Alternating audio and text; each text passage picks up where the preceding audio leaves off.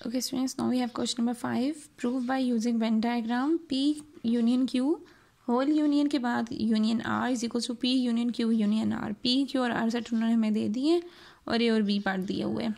इन्हीं सारे P Q R के एलिमेंट्स के साथ आपने पहले A सॉल्व करना है और फिर उसके बाद आपने B को सॉल्व करना है. सो स्टार्टिंग विद इट हमारे पास सबसे पहली चीज़ आपको क्या यहाँ पे चेक करनी होती है कि हमारे पास यहाँ पे वेन डायग्राम्स बनेंगी कैसे. तो बेसिकली वेन डायग्राम्स बनाने का क्या रूल है, वो रूल ये है कि आपने चेक कर लिया कि ये ओवरलैपिंग है, डिसजॉइंट्स हैं या सबसेट्स हैं. तो अगर हम देखें तो 2 और 3 P में भी है और 2 और 3 Q में भी है. It means P and Q are overlapping sets. तो यहाँ पे मैं पहले P को ड्रॉ कर लेती हूँ. P एंड Q, P और Q हमारे पास ओवरलैपिंग सेट्स हैं. ठीक है. उसके बाद अगर मैं देखूँ Q के R के एलिमेंट्स, R में है 5 6 7 8 9 और यहाँ पे 5 6 जो है ये 5 6 दो एलिमेंट्स इनसे रिलेट कर रहे हैं. तो हम यहाँ पर क्या कर देंगे, R सेट यहाँ लिख देंगे. R Q के साथ रिलेट कर रहा है बट वो P के साथ डिसजॉइंट है ना, तो P और R का कोई रिलेशन नहीं है बट P और Q में हमारे पास ओवरलैपिंग सिचुएशन थी, इसीलिए ये बना दिया. उसके बाद हमने यहाँ पर मेंशन कर दिया रेक्टेंगल और ये बता दिया यूनिवर्सल सेट. मीन्स कि ऐसा सेट जिसमें ये तमाम एलिमेंट्स मौजूद हैं एक्चुअली.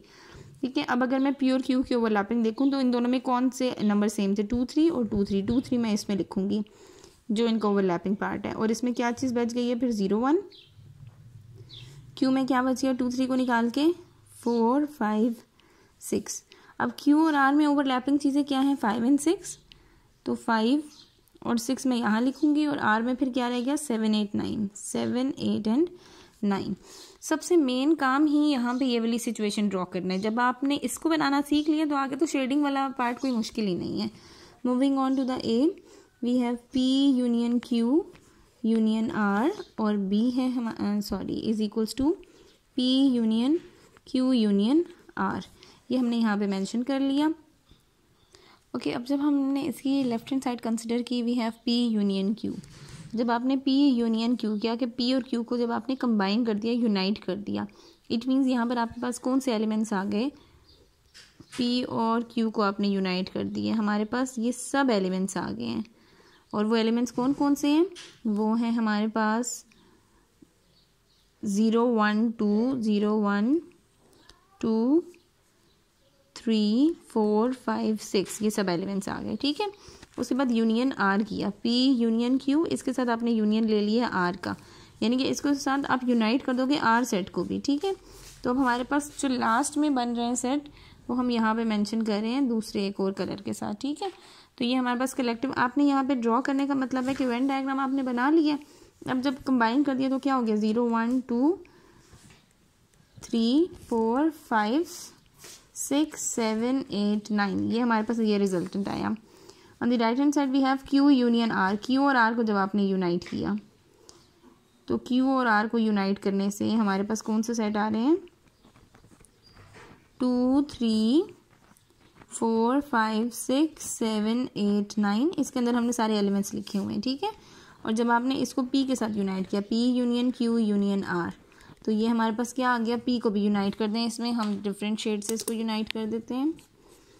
मीन्स कि बाकी के जो एलिमेंट्स हैं वो सब भी इसमें काउंटेड हैं और वो सब मिलकर क्या बन गए हैं 0 1 2 3 4 5 6 7 8 9. तो कलेक्टिवली हमारे पास दोनों साइड्स का आंसर सेम आ गया. ये वेरीफाई हो गया. इसी के B पर चलते हैं. B में हमारे पास गिवन है. ओके. जब हम इसका B पार्ट सॉल्व करें, we have P intersection Q. तो सबसे पहले P इंटरसेक्शन Q का आंसर देखेंगे. P और Q का इंटरसेक्शन मीन कॉमन, तो ये वाला इनका कॉमन रीजन होता है. उसमें क्या लिखा हुआ है 2 3. और P intersection Q intersection R.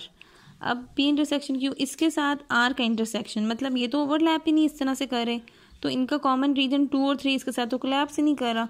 तो हमारे पास यहाँ पे क्या बनेगा एम्प्टी सेट कि इनके अंदर कोई भी रीजन कोलैप्स कर ही नहीं रहा, क्योंकि यहाँ पे ये वाला रीजन आ रहा है ना हमारे पास और 2 और 3 ये वाला रीजन, इसके साथ कैसे हम इंटरसेक्शन ले सकते हैं, तो एम्प्टी सेट बन जाएगा.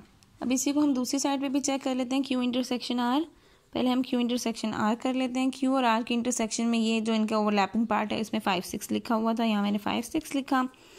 साथ उन्होंने कहा है P intersection Q intersection R. ठीक है. P intersection Q intersection R, P यहाँ पे 5 6 ये वाला रीजन है, इसके साथ तो दूसरा रीजन कोलैप्स नहीं कर रहा, सो इसका आंसर भी हमारे पास हो जाएगा एम्प्टी सेट। सो यहाँ पे हमारे आंसर्स प्रूव हो गए हैं। Okay students, coming towards this second part, यहाँ पे उन्होंने सेट्स चेंज कर दिए हैं, ठीक है। अब यहाँ पे हम सेट्स कैसे बनाएंगे, MNOPQ RSTU NTUVW। अब यहाँ पे हमने सबसे पहले चेक कर लिया P के साथ ओवरलैपिंग कौन सा है, P के एलिमेंट्स ना Q में है ना R में है, सो P will be the distinct one. P हमारे पास सेपरेट रहेगा जिसके एलिमेंट्स हैं MNOPQ। उसके बाद Q और R को हम चेक कर लेते हैं, वो डिसजॉइंट हो गया ना, उसका कोई भी एलिमेंट किसी और सेट के साथ मैच नहीं करे, सो वो सेपरेट हो गया है। Q और R को RSTU TUVW मीन्स T और U यहाँ पे भी हैं, T और U यहाँ पे भी हैं।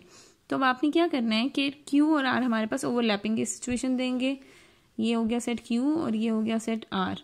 ओवरलैपिंग में जो इनका कॉमन था वो हम सेंटर में लिख देते हैं, that is T and U, और T और U के अलावा यहाँ रह गया R और S, और यहाँ रह गया V एंड W। ये हमने बना दिया इसको यूनिवर्सल सेट में, ठीक है। अब इसमें फर्स्ट प्रॉपर्टी हमने वही वाली सॉल्व करनी है, सेकंड प्रॉपर्टी भी वही सॉल्व करनी है।